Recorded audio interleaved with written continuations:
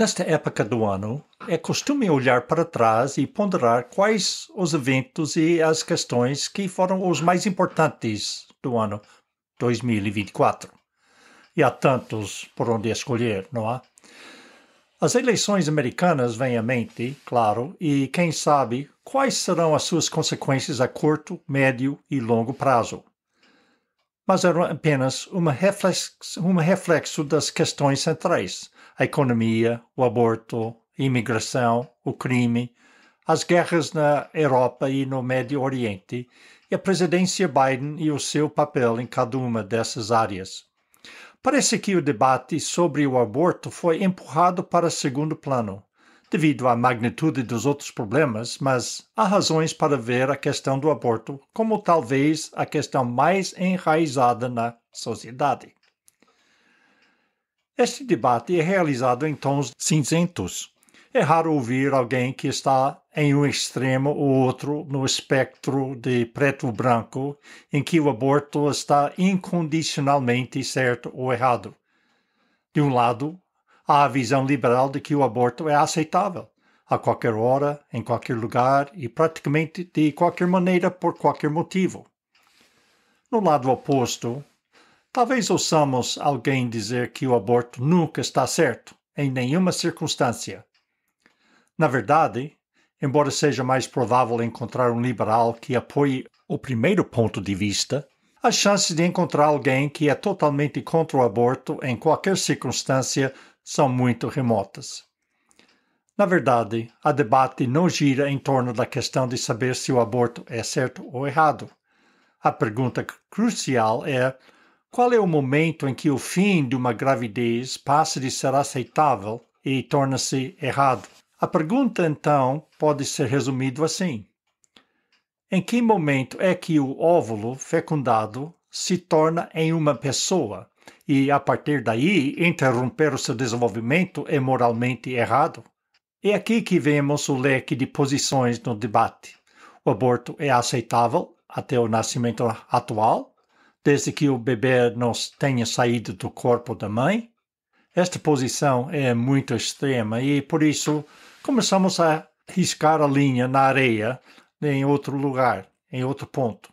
Dizemos, nenhum aborto no último trimestre, ou após 15 semanas de gestação, ou alguns aceitam estabelecer essa fronteira em 6 semanas de gestação.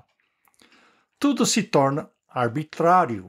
Por que então não estabelecemos que um batimento cardíaco audível seja o sinal do feto ter personalidade, após o que o aborto assume o caráter de assassinato? Tudo isso então nos leva a esta pergunta: a quem assiste o direito de estabelecer o ponto ao longo deste caminho de moralidade que divide o mero procedimento médico que remove um crescimento indesejado de tecido de carne do ato deliberado que põe fim a uma vida de pessoa? A opinião pública é inútil. Já há muitos cozinheiros na cozinha neste ponto. É porque o governo assume a sua posição com base no que o público diz. Isso também não vai funcionar. Então, ficamos com a ciência médica. Confie na ciência, disseram-nos, mas o desastre da Covid só provou ainda mais o que já deveria ter sido evidente.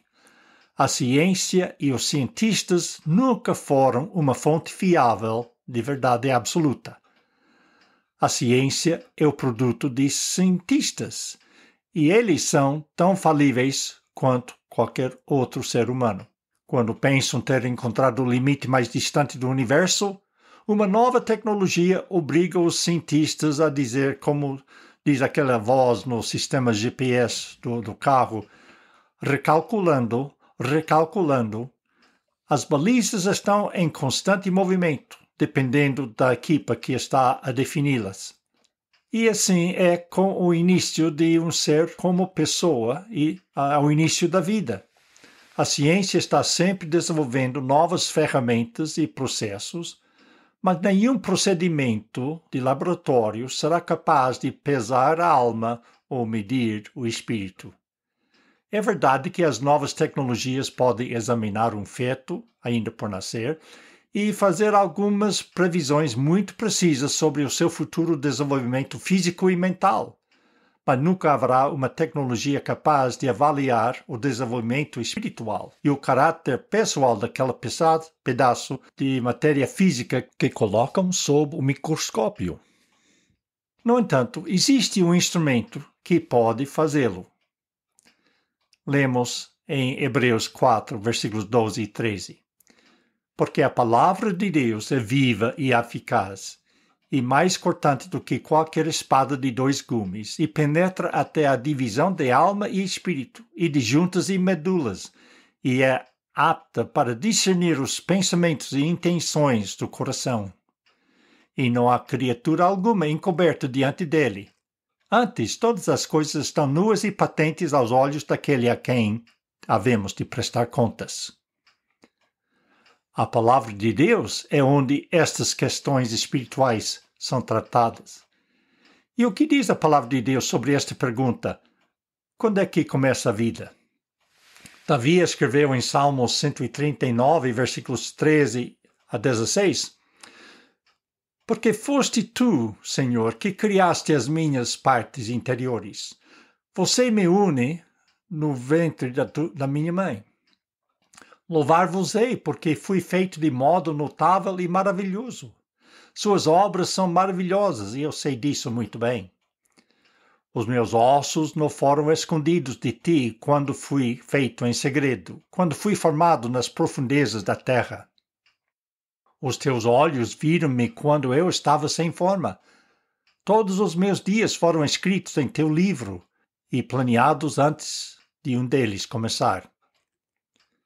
E para que alguém não diga, mas essa era apenas a opinião de Davi. Ele mesmo não poderia ter visto tudo isso, ele estava apenas sendo filosófico ou poético. Leiamos então o que o próprio Deus disse a Jeremias, no capítulo 1, versículos 4 a 5. Ora, veio a mim a palavra do Senhor dizendo, Antes que eu te formasse no ventre, te conheci, e antes que saísses da madre, te santifiquei. As nações te dei por profeta.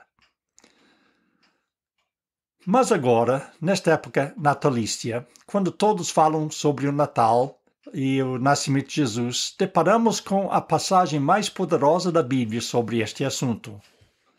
Estou a falar em João 1, versos 1 a 4 e versículo 14. No princípio era Verbo, e o Verbo estava com Deus, e o Verbo era Deus. Ele estava no princípio com Deus.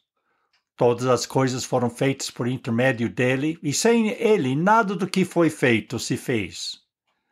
Nele estava a vida, e o Verbo se fez carne. Agora eu sei que esta leitura não é habitual nos cultos de Natal.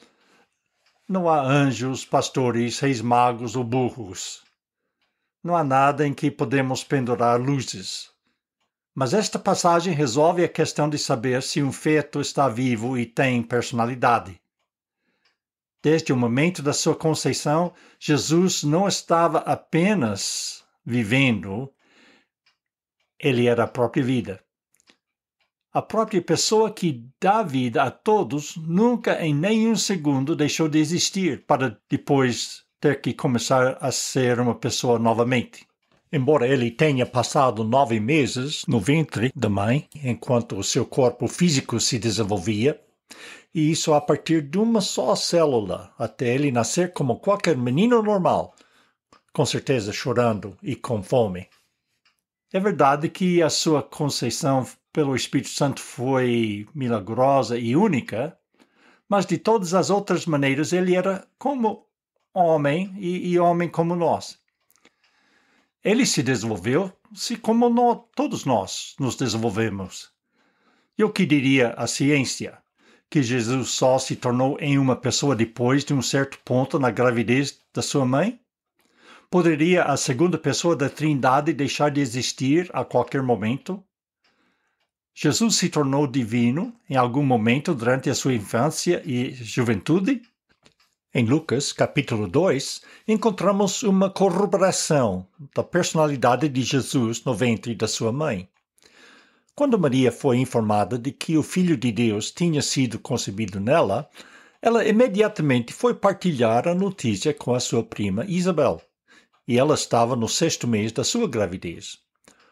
O bebê dela receberia o nome João e seria chamado João, o Batizador.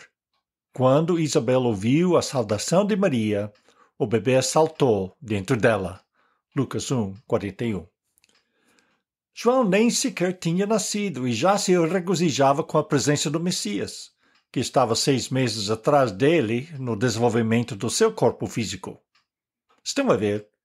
Nossa personalidade é independente de nossos corpos materiais. Isso é evidenciado no outro extremo das nossas vidas terrestres. Só porque nossos corpos morrem, não deixamos de ser indivíduos, quer no conforto celestial ou no tormento no Hades, aguardando o julgamento final.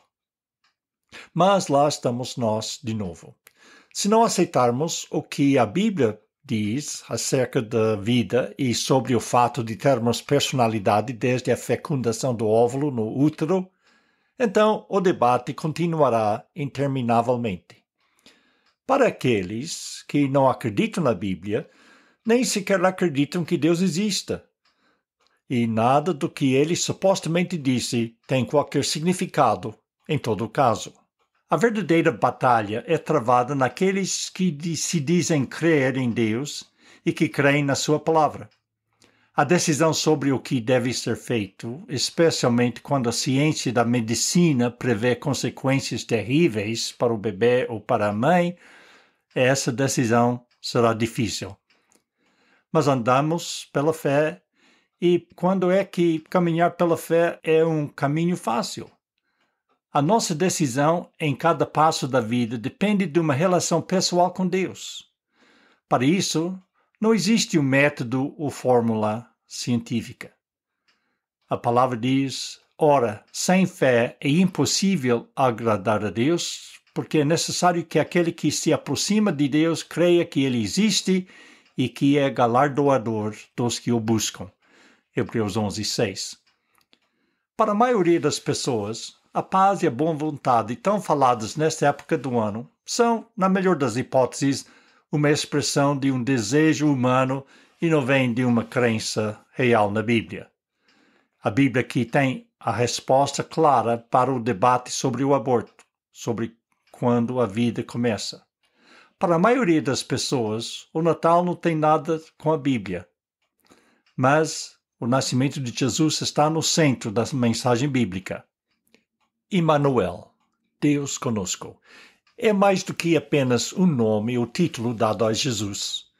Os detalhes do nascimento de Jesus mostram como devemos entender o desenvolvimento da nossa própria natureza como indivíduos, responsáveis perante o nosso Criador.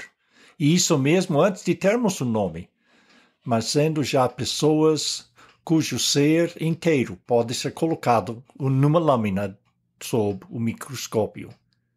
Que essa verdade molde nossos pensamentos e as nossas decisões que tomamos ao longo do ano. De um modo tão maravilhosa e admirável fomos formados. Não desperdicemos o que Deus nos deu, nem destruamos imprudentemente o que Ele deu aos outros, por mais insignificantes que nos pareçam.